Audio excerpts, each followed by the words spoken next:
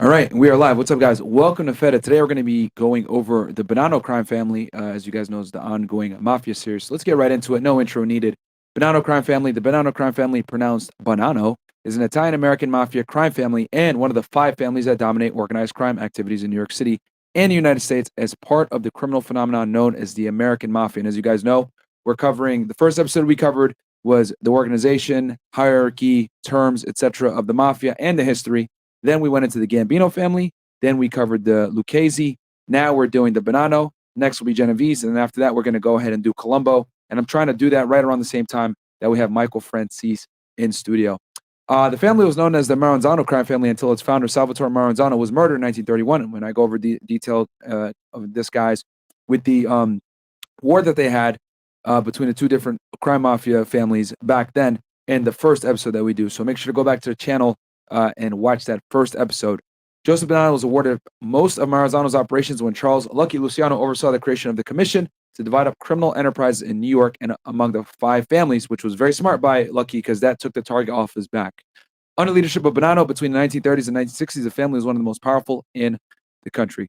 So we're going to go ahead, guys, and cover this documentary right here, Mafia in New York, the Bonanno family.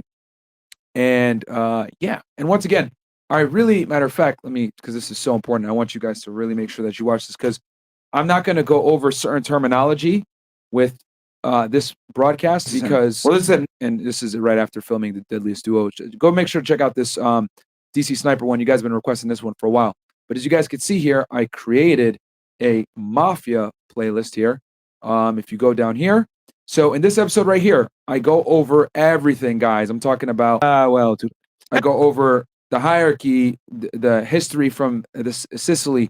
I go over the everything that y'all want to know when it comes to organized crime in the United States. Lucky Luciano, how you formatted the commission and the crime families.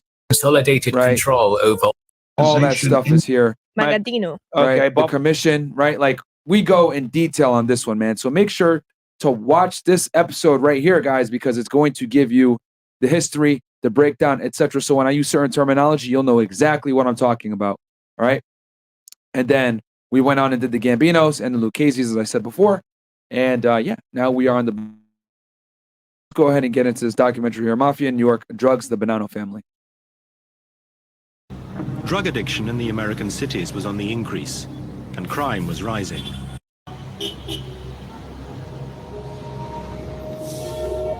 In the late 1960s, drug addiction in the American cities was on the increase, and crime was rising. The government was forced to take action.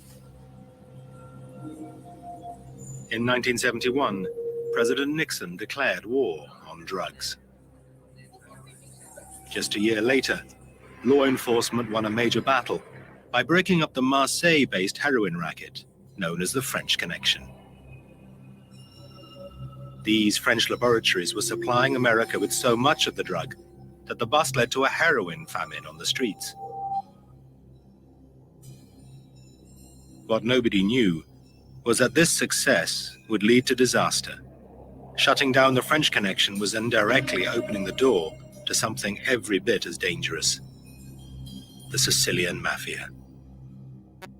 In the coming years, they would fill the gap in the market and forge a relationship with the most feared mafioso in America, Carmine Galante.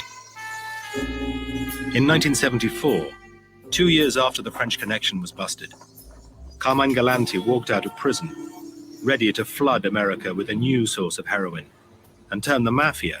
And just so you guys know, dealing drugs back then was forbidden between the 5 families. And the reason why is because the mafia looked at drugs as a dirty business and a lot of snitches, and it would lead to, increased heat and attention from law enforcement, which is what they did not want.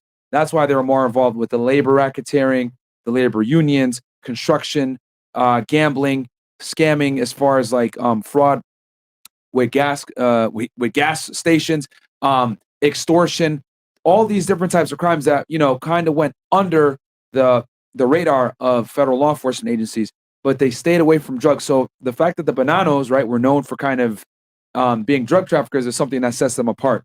But this was frowned upon, and you can get killed for doing this back then. Nowadays, right, if you do find someone that's involved with La Cosa Nostra, you know, drug trafficking is kind of something that happens now, but back then they had to keep it on the hush hush. Even in the Gambino family documentary, if you guys watch, when John Gotti and his guys were involved in drug trafficking, they did everything in their power to kind of keep it from the other families or keep it on the hush hush because it was an offense that could lead to death. Into a global drugs corporation. Galante was a member of the mafia family known as the Bonannos. He had a long history of drug trafficking and an even longer history as a tough guy. His personality could be summed up by an incident at Lewisburg Prison, where he was serving a sentence for drugs trafficking. During telephone days, when inmates line up to use the telephone, he was in a section which had some of the toughest black inmates you've ever seen, murderers, strong-arm artists, you name it. And he would simply walk to the head of the line, grab the phone out of some black inmate's hand and said, "Get off the phone." This surrounded by 200 black guys. No one dared touch a hair on his head. If that isn't power, I don't know what is, man. Holy. Forget about it. When he got out of prison, the rumblings that you heard on the street was a lot of people were scared of him, and he was a real tough guy, little office rocker, and always known as as a heroin man. That's what he did. When Galante got out of prison, the Bonannos were in crisis, their leadership either exiled or in prison. Joe Bonanno's son, Bill, is a convicted mobster. He remembers Galante only too well. He had a short fuse. He was abrasive. He had a manner about him that he would never win any popularity contest, and constantly had a cigar in his mouth. And that's where he got his nickname, the Cigar. With no challengers prepared to take on this dangerous man, the Bonannos had their new boss. Galante's top priority was to kickstart the heroin trade. In 5 short years, he transformed the fortunes of the US Mafia by leading it into an era of multi-billion-dollar profits and unparalleled violence. In the 70s, the Bonanno family was known in the mafia circles basically as being the heroin family. I mean, everybody knew they were dealing in heroin. Galante was now in the perfect position to build a heroin business even bigger than the French connection. He was head of the Bonanno family, and now the heroin trade was moving to Sicily, where Galante had his roots.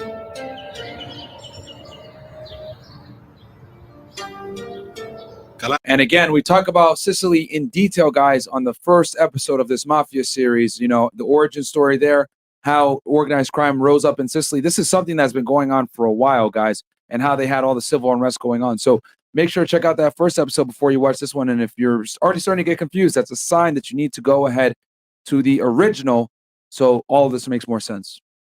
Galante was born in New York, but his family came from the town of Castellamare del Golfo in the northwest of Sicily. Sicilians have been emigrating to America for 100 years, but many of their descendants kept strong links with their homeland. Galante was no exception. His plan was to exploit his close ties with the Sicilian Mafia to dominate the American heroin trade.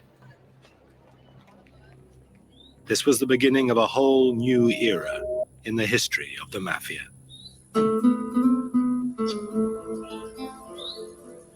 Until now, the Sicilian and American Mafia had mainly operated as separate organizations.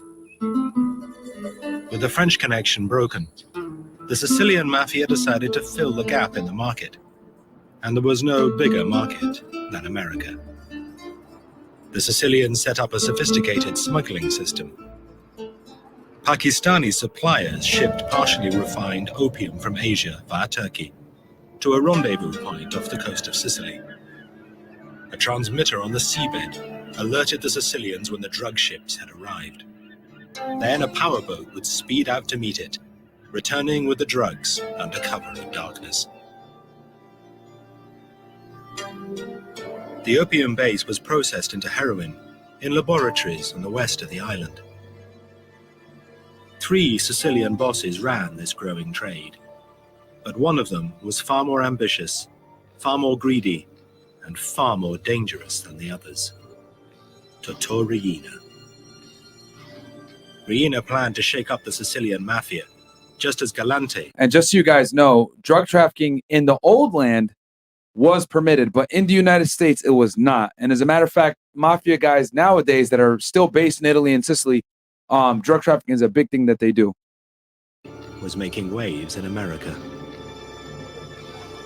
The Sicilian mafia always claimed they adhered to a code of honor, murdering only when necessary, and avoiding the killing of innocents, women and children. But Riina shunned these old guard. Stop the cap.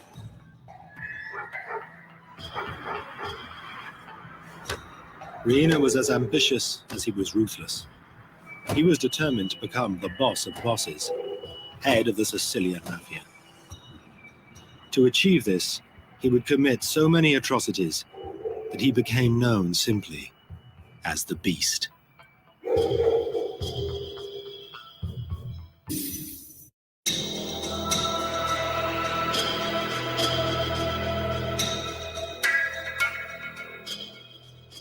Totò Riina, known as the Beast, was putting Sicily on the heroin map. In the early 70s, his factories were producing ton after ton of pure heroin. All of it needed to be sold.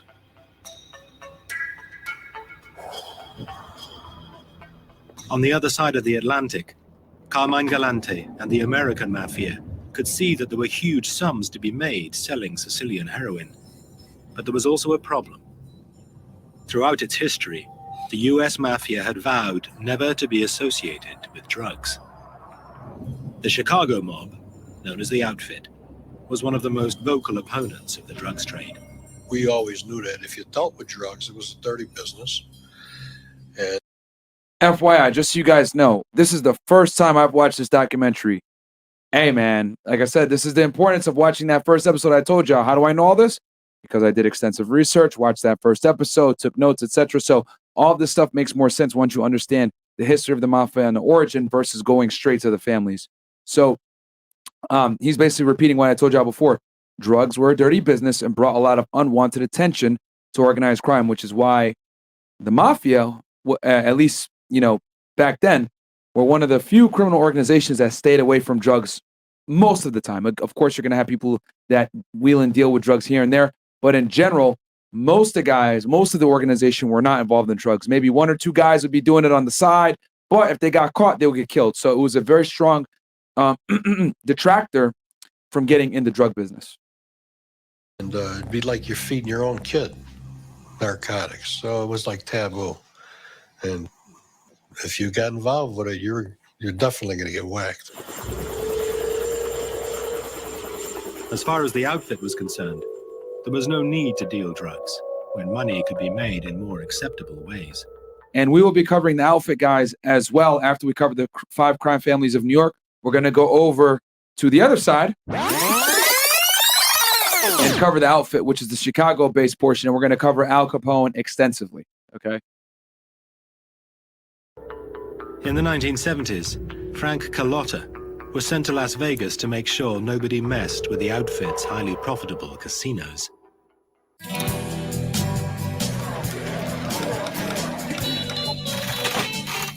My main job was the casinos, to make sure that everything ran smooth in there was no stealing going on, that they knew that our presence was there, that if they did mess around, that they would get hit in the head.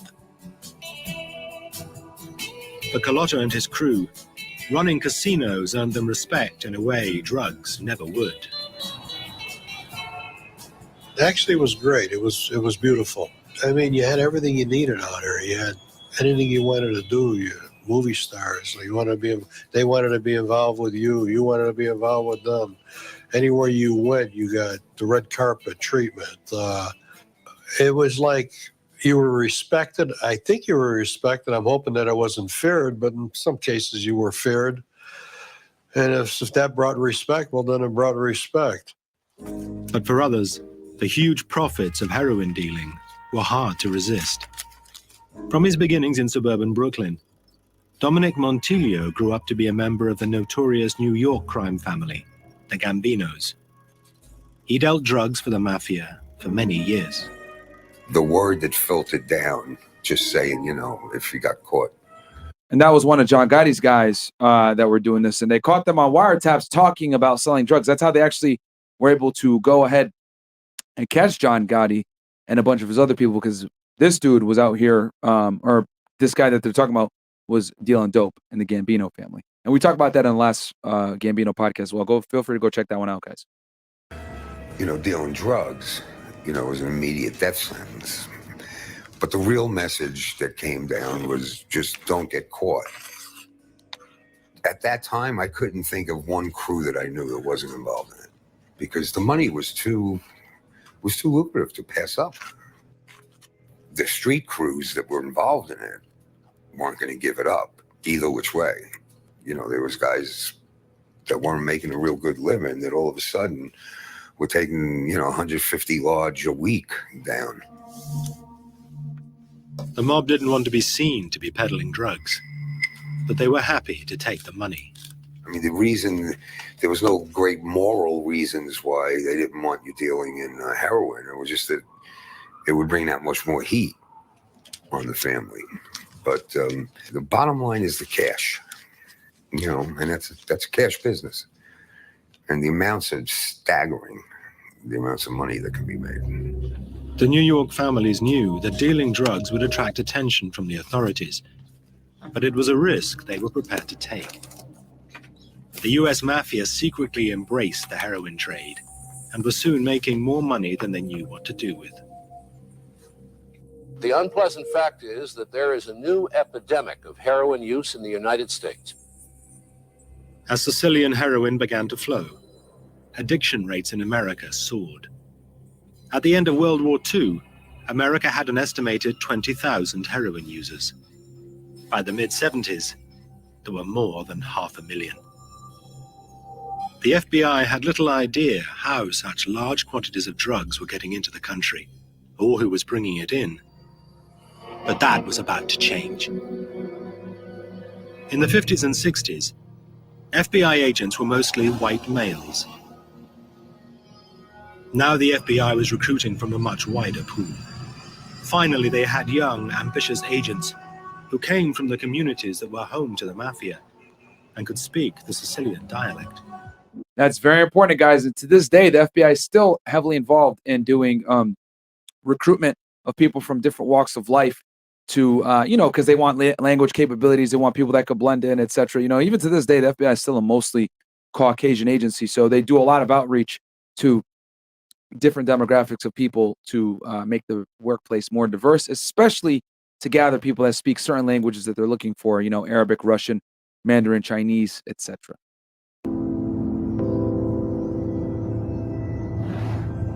Joe Pistone was a young FBI agent from a Sicilian background. His mission was to infiltrate the mafia, something that had never been done before. Hey, here we go, guys. We might, if you guys want, I might go ahead and do an entire podcast just on Pistone, but let me know in the comments what you guys want. I grew up in New Jersey, and I grew up in an Italian neighborhood. Joseph D. Pistone, a.k.a. Donnie Brasco, man, former FBI agent. Let's go, baby. FBI in the house now. FBI in the house now. And there actually was a really good movie that came out on this. Did really well. Even Mike Francis said that it was a very good, reincarnation of the original story. FBI, open up! And in this neighborhood, there were mafia guys, mob guys, and I went to high school with sons of mob guys. So I knew about the mafia growing up. It wasn't foreign to me when I became an FBI agent. So I was pretty well versed in the ways and traditions of the mafia. Joe Pistone's dream was always to be a cop. Growing up it was easy. It would have been easy to go, to go crooked or become bent because you're in the neighborhood, you see what's going on. There are guys doing illegal activities, but I never had an inkling to go toward that because of my parents. I mean, I know if I ever did anything wrong that I get a good swift boot in the rear end from my father. Same exact thing with me, guys. My dad, I try to go ahead and do something dumb. Denied. And I'm going to get slapped. So definitely W parenting. On July the 7th, 1969, Pistone was sworn in as a special agent of the FBI. 7 years later, he disappeared from everyday life and developed a new identity. Everybody needs a legend, and that's a legend, a history. And so, you pick a name, and I picked Donnie Brasco, and I picked a jewel thief, burglar, jewel thief, because it's a profession that is not involved in violence.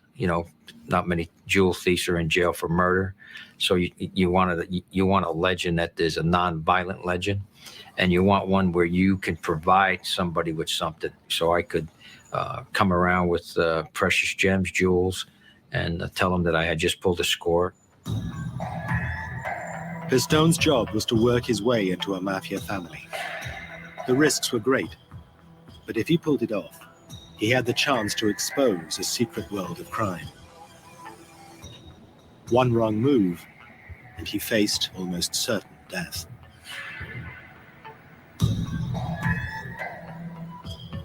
In order to do this job... Another thing, guys, I didn't talk about this in the first episode, but as you guys know, taking the code of silence to omerta and becoming a made man, one of the parts of becoming a made man, you could not have ever have attended any type of law enforcement academy or be a police officer in any kind of fashion. Even if you were crooked, you might be an associate, etc., but you can never be a made man in the mob if you've ever attended a police academy or worked in law enforcement.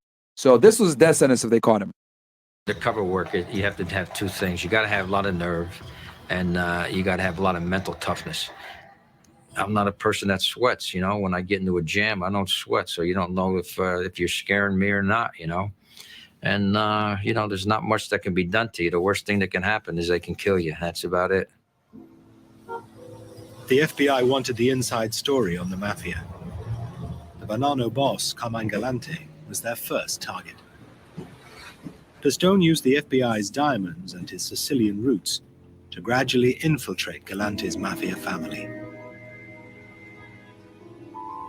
Being of Italian ancestry and knowing the streets and knowing how the mafia operates, you speak when you're spoken to.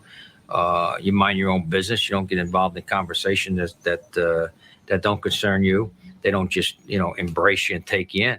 And you have to just lay back, be patient, and work your way.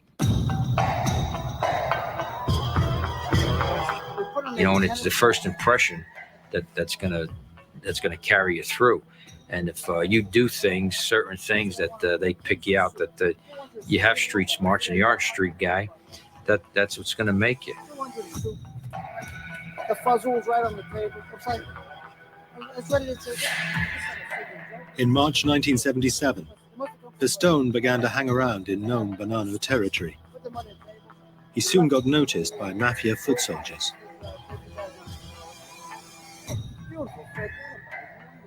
One of the wise guys Pistone met was Lefty Rogerio. Pistone would later discover that Lefty was a known hitman for the mob. Lefty approached Pistone, asking him to sell some stolen jewelry. I was introduced to a fellow by the name of Lefty Rogerio, and Lefty was a 24-hour gangster. I mean, he knew the mob.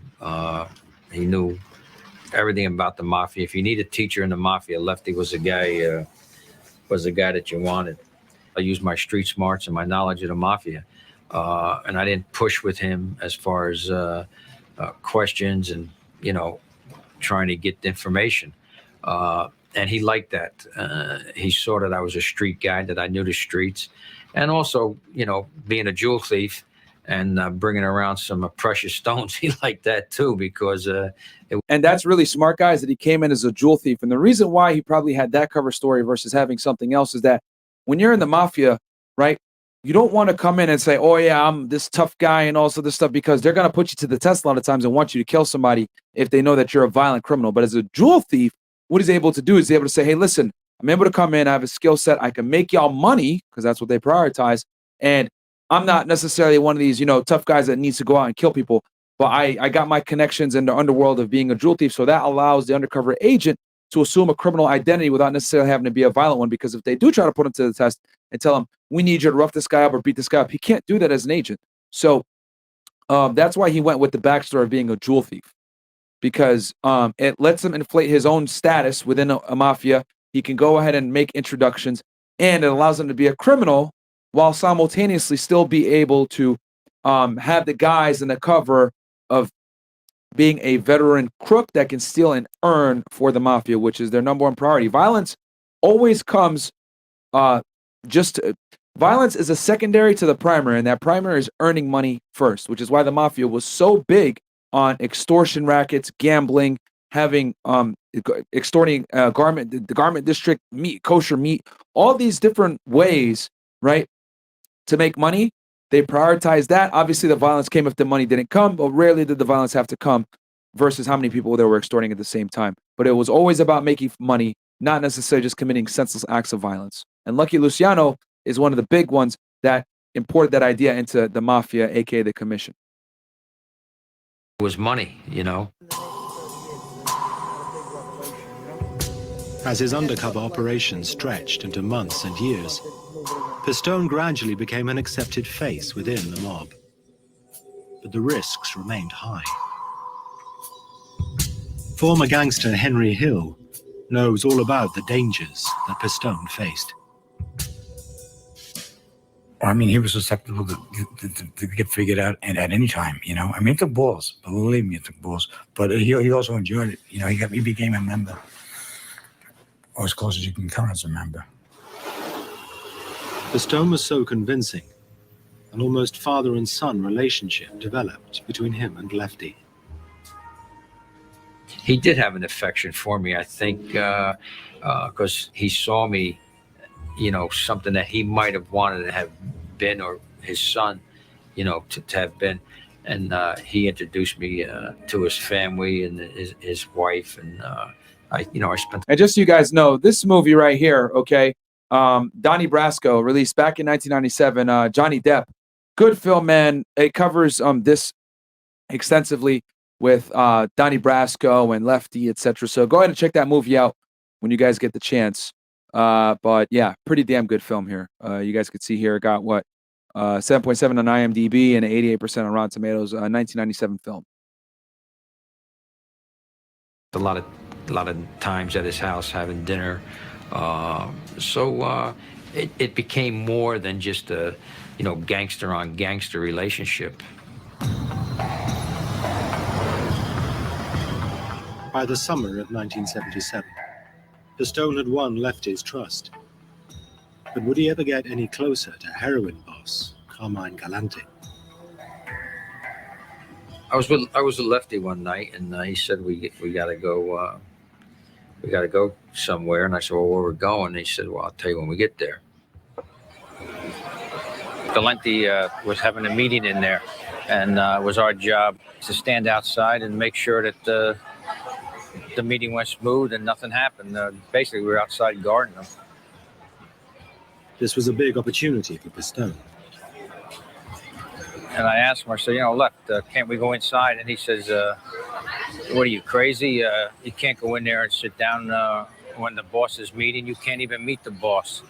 You know, he doesn't meet anybody on your level. Translation, you're not a made guy yet. So that's a big nope. And if you guys want more details on becoming a made guy and the ritual and everything else like that, I cover this extensively in episode 1, guys. So you can get the difference between a made guy, aka soldier, versus a capo, versus a consigliere, underboss, boss, etc. We go over the entire hierarchy in that first episode. Go back and watch it so I don't have to rehash it. He says we got to stand out here until we're told, till they release us, till we're told we can go. you know, it was kind of an adrenaline rush. A lot of things go through your mind, but the main thing is that if I get killed, I'm going to get killed as a wise guy, not as an FBI agent here. You know, here I'm an FBI agent working undercover, and you know, nobody ever got to be close to a boss, let alone guard him. Pistone did not get as close to Galante as he wanted, but he learned important facts about his operation. Before Pistone went undercover, the FBI had some idea about the inner workings of the mob. Now, for the first time, an agent was able to confirm the way the mafia was organized from the inside. Pistone told the FBI how each family was structured into a military formation. At the top was the head of the family. Working directly for him was an underboss and an advisor, known as a consigliere. Beneath them were the capos, each of whom ran a crew of 5 to 10 foot soldiers. This structure meant the boss was always several layers away from the foot soldiers and the crimes they committed, making it almost impossible to convict the head of the family. This was vital intelligence in the war against the mob. And just clarification real fast, guys, because he said a wise guy, and a wise guy is commonly used to refer to a guy that's a made man. Let me be very clear about this. Joey Pistone never became a made guy. The FBI actually ended up pulling him out before he could be made because it was too dangerous, because they were almost certain that he was going to have to commit some type of violent act to become a made guy. So he came very close, and he probably infiltrated the mafia to the greatest extent of any law enforcement officer in American history, but he was never a made guy, okay? And I want to make that very clear, because becoming a made man is a big deal in the mafia. It takes years of work. You need to, for most, not all, unless you have, like, you know, someone that's verifying you to tie up in an organization, etc. But it isn't easy to become a made guy. And once again, to understand what being a made guy is, go back and watch that first episode. I don't want to sound like a broken record, guys, here, but it's really important that you understand these terms and phrases and hierarchies, etc., so everything makes sense. But it was just the beginning. Pistone also managed to find out the secret of Galante's meteoric rise within the New York Mafia. Joe came back to us telling us about the Sicilians, whom the American mafia figures were referring to as zips. And to him, this meant that these Sicilian mafia figures within the Bonanno family were actually being used to commit murder, dealing in drugs, heroin. That was a just unbelievable revelation. I met some Sicilian that were members of the mafia, and these guys were made guys over in Sicily and then brought over here. But the Sicilians had their own clique over here in the U.S. Galante had imported his own private army of ruthless Sicilian mafiosi. Galante's two key guys that he brought over were Cesar Bonaventure and Baldo Amato. And he brought them over from Sicily, and they were with him constantly. And I think one of the reasons why he did bring him over is that he felt a better sense of security with the Sicilians, because I guess he felt they were still loyal to the tradition. They weren't Americanized yet. Galante's new bodyguards made waves in the Bonanno family. There was a lot of friction, I found, between the American mafia and the Sicilians, even though they were married up into one family. I mean, anyway, Lefty and Sonny and the other Americans thought that they were looking to take over the family, and that the other American mafia guys didn't trust them and didn't like them. The Sicilian and American mafia were cut from very different cloth. In the past, the Sicilians had embraced rules and traditions, but that was changing. They'd kill anyone, you know, where we had certain rules. You know, it sounds strange, but there were rules as to, you know, who you had to get permission from to go do a piece of work, or You couldn't kill a guy in front of his family, and they didn't have those rules. These new ruthless Sicilians were from a mafia clan based in Corleone, a remote rural town deep in the mountains of Sicily. I mafiosi di Corleone sono di un'altra scorza. Corleone mafiosi are made of different stuff. They're tough, very hard. Probably their peasant lifestyle trained them to withstand anything thrown at them. Tutte le intemperie. I mafiosi di Corleone non hanno paura. Jail doesn't scare the Corleonesi. They aren't frightened of death. They're always faithful to their boss. Sono fedeli, diciamo così, dico, al capo. The Corleonesi had reached the top of the Sicilian mafia by breaking rules and killing without permission from anyone.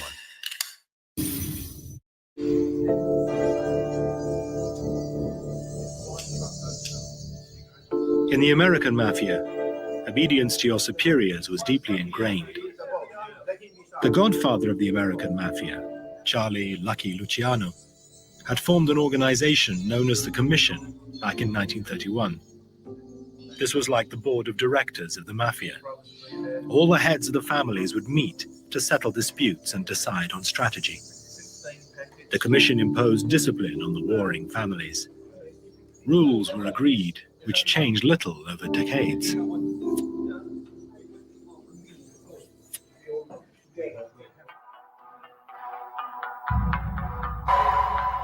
One of the rules was that you didn't kill someone without permission from the head of your family.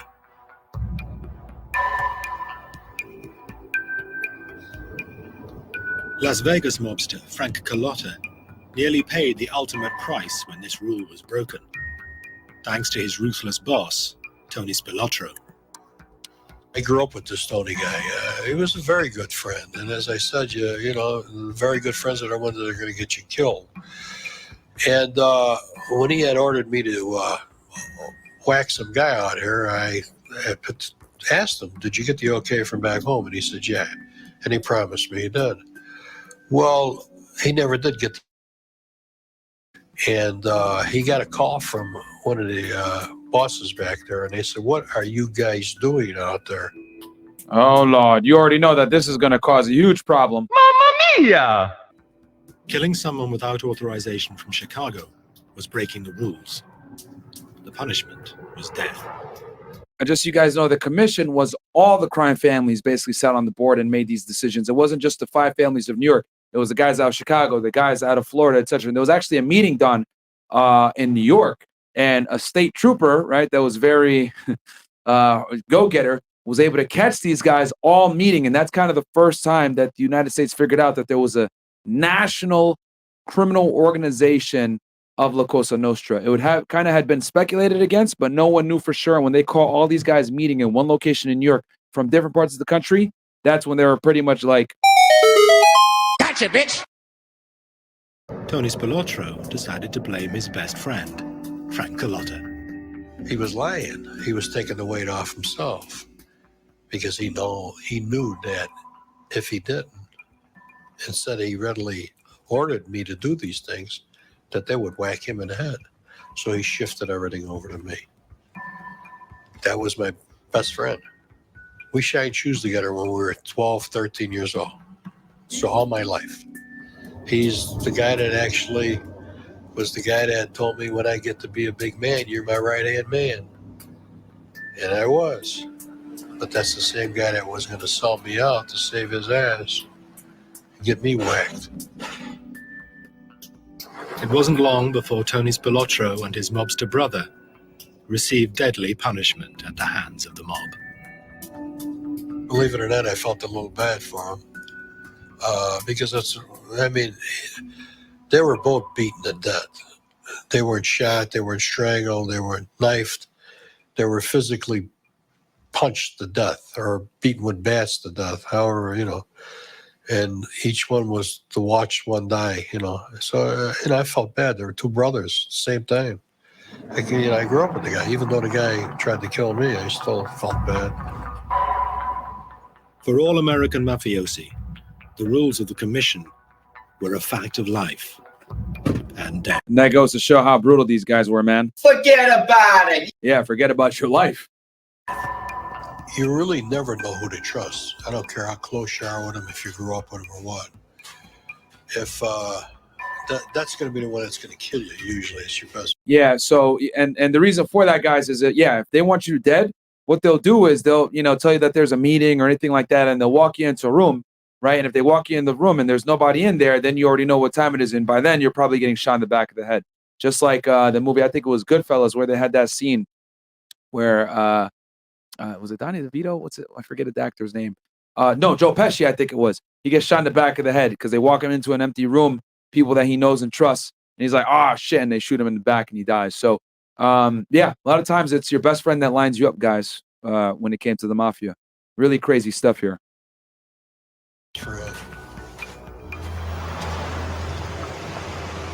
Carmine Galante didn't care about the commission or its rules. He believed the American mafia was soft and that his connections with the ruthless Sicilians made him invincible. But there was more than one advantage of having an alliance with the old country. At first, nobody thought much about it. But then the rest of the mafia began to get really nervous because they began to ask themselves, now, why is he bringing in so many of these zips? And everybody put two and two together. These guys are running heroin. This is a Sicilian connection at work here. We don't need this. For one thing, the organization felt we can't control the zips. Sicilians made and smuggled in the heroin. By hiring them into his own crew, Galante was making sure he would stay at the heart of the heroin business. For what he was trying to do with in the heroin business, it would have been, good for him to be aligned with the more Sicilians, the better, because that's where, the pipeline came from. In the late 70s, the Sicilian mafia dominated the heroin trade. On the streets of America, the profits being made were reaching $20 billion a year. Galante was trying to keep the profits to himself. Something had to be done. He was greedy. He wasn't, the Bonannos may have been involved in this, the profits from this drug trade, but Galante wasn't sharing it even with his own people and their family because he was. Oop. Hold on. And nobody was going to tell him what to do. And he was going to run his family, and he wanted to run the other families too. And sorry about that, guys. And during this time, Galante was making deadly enemies. The other bosses didn't like him because of this attitude that he had, that he was the top boss in the city. Everyone knew on the street that the clouds of war were right there. I mean, if this guy stayed loose, what he was plotting would have definitely caused major, war to happen between the families. For mob bosses, the Galante problem was growing. Only the commission had the authority to act. Their solution would be violent. Galante had to go. On July the 12th, 1979, Carmine Galante paid a visit to Joe and Mary's restaurant on Knickerbocker Avenue in Brooklyn. It was one of his favorite haunts. Run by his cousin, he felt safe there. He was joined by his two loyal Sicilian bodyguards. There's a courtyard that you go into, and is an open air courtyard. And they were sitting down getting ready to have lunch. And Galante was sitting there, and he had his cigar in his mouth.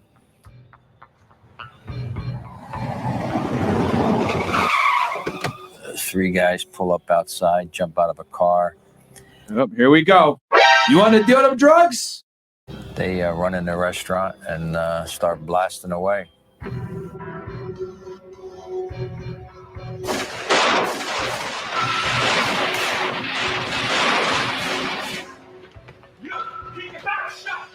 Galante ends up getting shot, falls off his chair, sprawls out on the ground, face up, and he still has his cigar clenched in his mouth.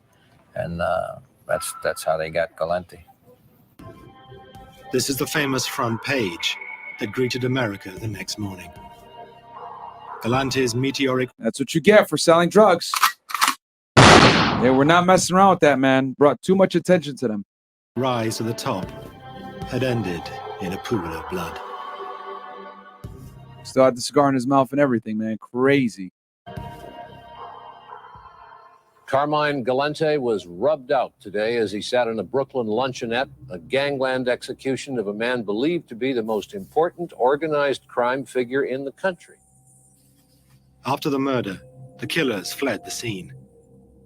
But in an amazing coincidence, and the fact that he got killed as a boss, guys, tells you that the commission agreed upon that, and it was universal that they wanted him gone. One of them walked into a club. Then next thing you know, fatality. Club that was under police surveillance. This incredible footage shows him reporting back to the commission bosses after the successful hit. But the feds were about to get an even bigger surprise. Well, when the police came on the scene, they had immediately identified Carmine Galante's body. He was an old man, had a cigar stuck in his mouth, totally lifeless. As the police pieced everything together, they were told that two other individuals who were in the backyard with Galante, later identified as his so-called bodyguards, they were the ones who miraculously got out of there without any wounds whatsoever. Forensics found 5 different caliber slugs in Galante, and there were only 3 gunmen. So that leads you to believe that there were 2 guns someplace else. And the only other 2 guys there were Bonaventure and Amato. Bonaventure and Amato were the 2 key Sicilians Galante had brought over for his own protection. The police deduced from what they saw at the scene that Bonaventure and Amato were not there to... And just so you guys know, this is the area that he got killed right here, 205 Knickerbocker Avenue, right? And this is in Brooklyn. This is where he was killed back in the day. Right, and obviously it's changed a lot. You see it's basically gentrified now on a whole other level. But if I'm not mistaken, it's this building right here, one of these 2 buildings. So let's see here. Yeah, it's all crappy now. They have the bongs, hookah, cigars, and vapes. Okay, fantastic. Gotta love Scum City, New York, huh? Protect Galante. They were there to ensure that his assassination was carried out without a hitch. The ultimate treachery was performed by his own men. The men who... Bam. The 2 guys that were supposed to protect him from Sicily. Who was supposed to protect him from any harm, they were the ones who actually helped carry out the assassination. The Sicilians had turned on Galante. It seemed his greed had upset others besides the commission. The Sicilians who had arrived in America in the 60s and 70s, who were helping bring in the heroin from Sicily, wanted full control in their hands. The message was, we are bringing it in, we are going to be involved in the distribution network. Therefore, we want a bigger share in the proceeds. And that was the message of the new Sicilians. We are the ones doing it, we want a bigger share. Not what Galante was doing, keeping most of the share for himself. Galante's murder made the FBI... And he felt that way probably because he took on all the risk. He was one of the few guys that was actually dealing drugs on a high level. So he looked at it like, yo, I could get killed for this. I'm taking all the risk. I'm going to take the biggest share because without me, y'all aren't going to make money anyway. Y'all are sitting on kilos of this crap over there in Sicily. I'm the one that actually has the market here. So he had a leverage position where they need him to flood into the markets because the other families didn't want to touch it because obviously it was a death sentence. But him as a boss, he had the leverage to be able to do it without necessarily facing consequences to the same extent or as easily. Eventually, time ran out and he had to face those consequences. And on top of the Sicilians getting mad that he was taking such a big cut. But that's what happens with greed, guys. More suspicious about the Bonanno family.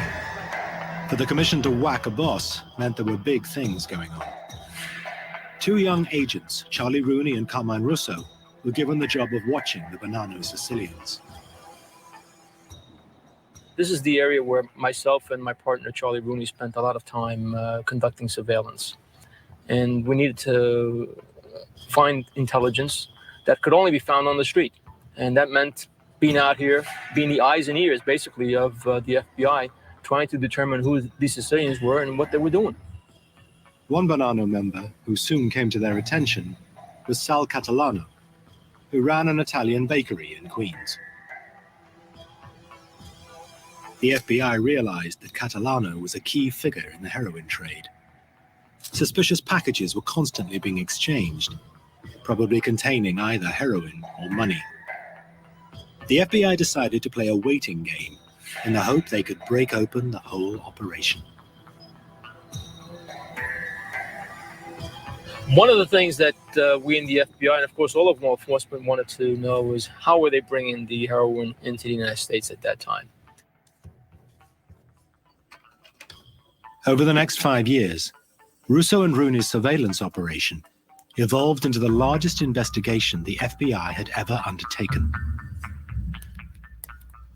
Finally, after recording and translating more than 55,000 wiretaps, the team of 400 agents worked out how the Mafia smuggled heroin into America.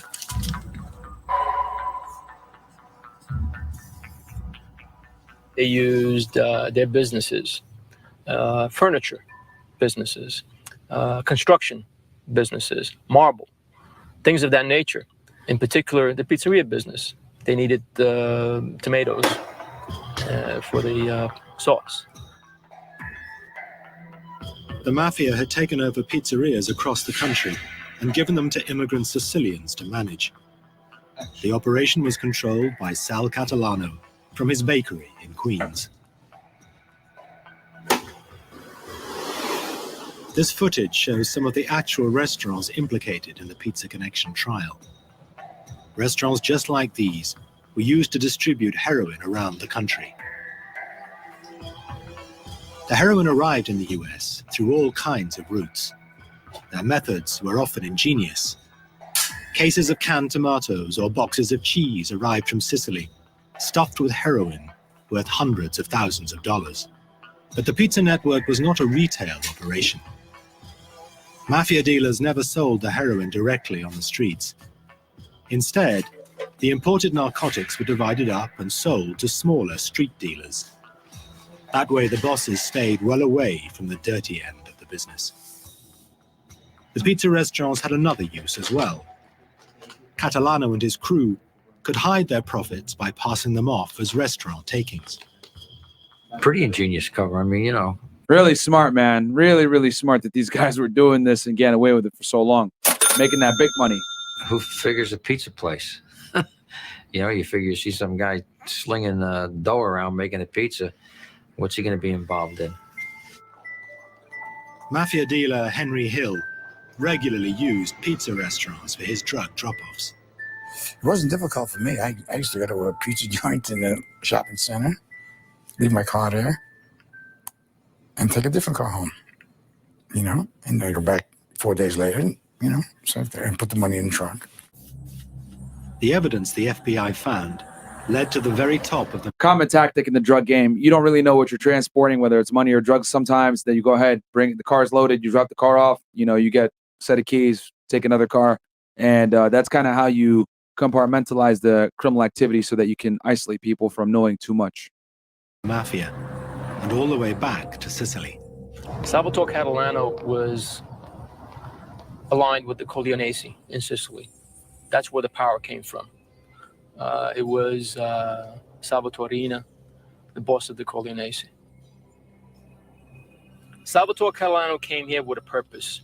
Purpose was the Sicilian Mafia had a commodity that was being sent to the United States. They needed people here whom they could trust and carry on that activity.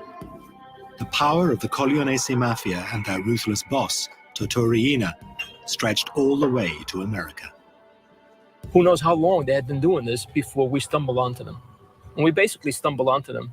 And I believe what did it for them and for us was the Galante murder. Without that murder, I don't think we would have set our eyes on them at the time that we did. Meanwhile, keep in mind, guys, you know, Donnie Brasco is undercover, but it takes a lot of time and a lot of effort to be able to gather the evidence. And keep in mind, he wasn't a made guy, so he wasn't privy and seeing all the criminal activities activities that these guys were involved in, because until you're a made guy, you don't really see the inner workings of the mafia. And even at that level, when you're made, you're seeing barely scratching the surface. So they were limited in what they could see through Donnie Brasco, though he did provide amazing insight as to the hierarchy and what the guys were doing behind the scenes. He couldn't verify all of it, which is why he was undercover for so long. FBI agent Joe Pistone still had a problem.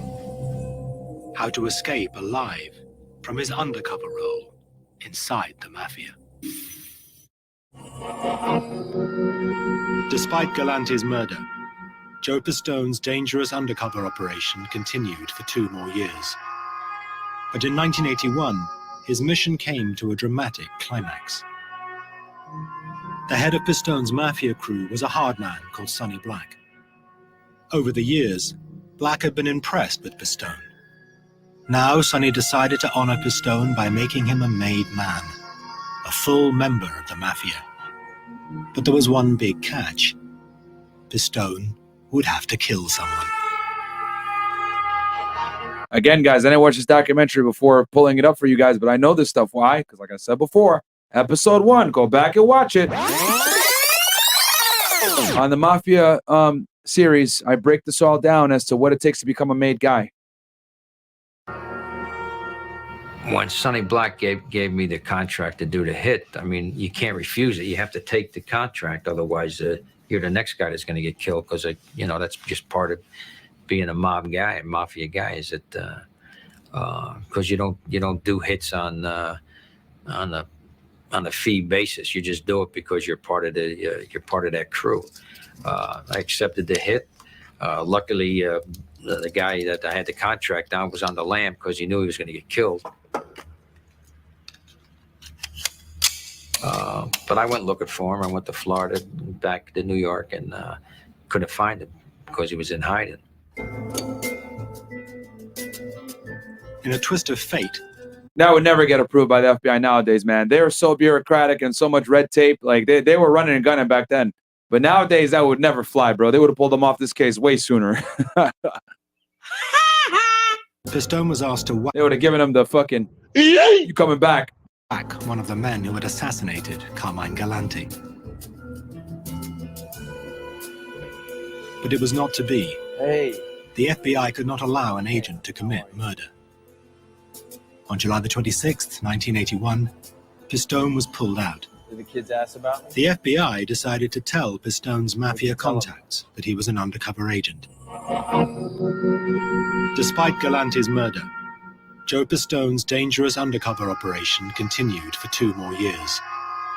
But in 1981, his mission came to a dramatic climax. The head of Pistone's mafia crew was a hard man called Sonny Black.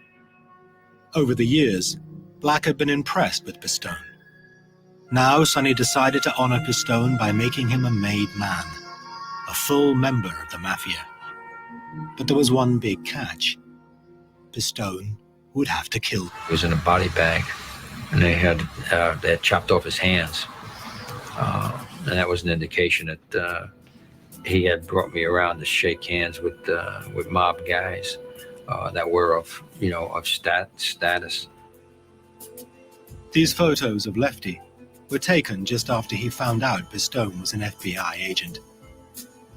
He knew he was in big trouble. The mafia would never forgive such a mistake. The Bonannos put out a contract on Lefty Rogerio. But the FBI found out and snatched him into custody before the killers got to him. Pistone gave evidence against Lefty, and he was sentenced to 20 years. He died of cancer on Thanksgiving Day, 1995. At least Lefty didn't get clipped, you know. He lived his life in jail. He got what he deserved. I mean, I didn't make Lefty a gangster. I didn't make Sonny a gang. I didn't make any of these guys gangsters. They were gangsters before I got there. They were gangsters while I was there, and they were gangsters after I left.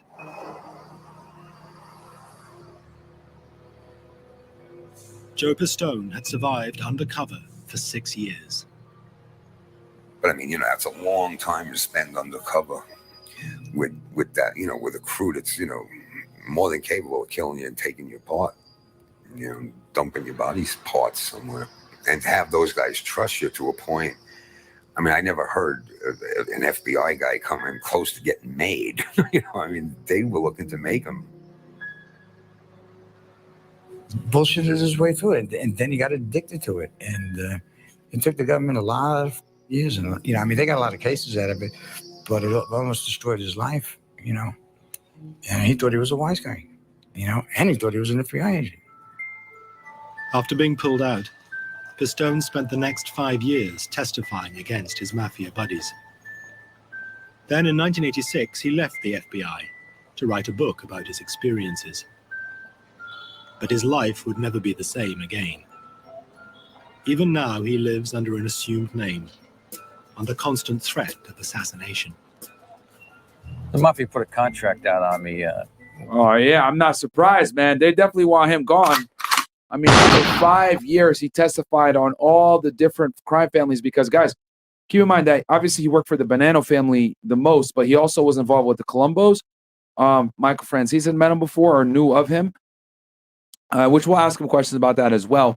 But yeah, man, I mean, when you're in this life, you end up dealing with guys from other families. So he had extensive knowledge and experiences, and he was able to testify against all the different crime families and ensure that they went to prison. So yeah, I would imagine that he would absolutely have a big contract on his life after this undercover stint.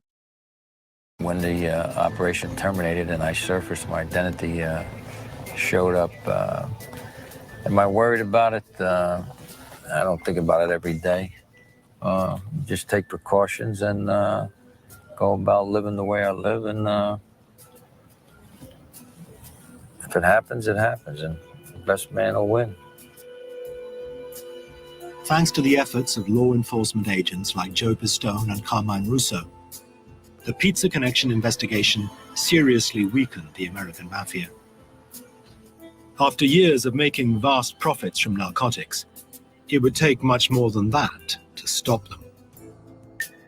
No one could have foreseen that in the coming years, the actions of one mafia boss would change everything and bring the American and Sicilian mafia to their knees.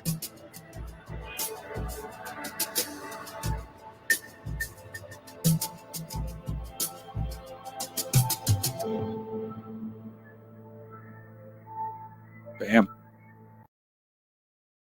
So let's see here. I think that was that the end of it. Let's fast forward here. Oh, yeah, that's it. So ended up being shorter than I thought. Guys, yeah, that was a documentary on the Bonanno crime family and quite a bit of an insight into the undercover work of Joe Pistone, aka Donnie Brasco. But hope you guys enjoyed that one, man. I'm gonna catch you guys on the next episode of Fed It. Make sure to go ahead and like the video, subscribe to the channel. Make sure to check out the Mafia series that we're currently shooting. We'll probably do the Genovese crime family next. Love you guys. Catch you on the next one. Peace. I was a special agent with Homeland Security Investigations, okay, guys? HSI. The cases that I did mostly were human smuggling and drug trafficking. No one else has these documents, by the way. Here's what Fed It covers. Dr. Lafredo confirmed lacerations due to stepping on